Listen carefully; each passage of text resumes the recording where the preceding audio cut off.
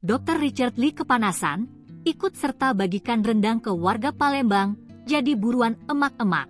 Dr. Richard Lee ikut meramaikan kegiatan masak besar di pelataran BKB Palembang, Kamis, 27/3/3035, siang.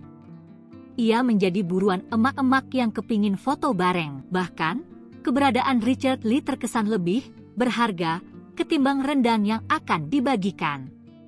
Richard yang terus memegangi kipas angin kecil terlihat antusias meladeni permintaan foto bareng. Ribuan masyarakat rela antre berjam-jam menunggu demi rela mendapatkan rendang daging atau ayam kecap yang dimasak besar di pelataran Benteng Kuto Besak, BKB, Kamis, 27 Maret 2025. Sebanyak 5.000 kupon dibagikan untuk membagikan hasil masakan 300 kg daging rendang dan 1 ton ayam kecap yang dimasak. Proses memasak dimulai sejak pukul 14 WIB yang dilakukan diantaranya oleh Persatuan Chef Profesional Indonesia, PCPI, dan Asosiasi Pengusaha Jasa Boga Indonesia, APJI, HIPMI, Pemprov Sumsel, Pemkot Palembang dan sejumlah pihak lainnya. Terdapat 6 wajan besar untuk memasak 300 kg rendang dan 700 porsi ayam kecap.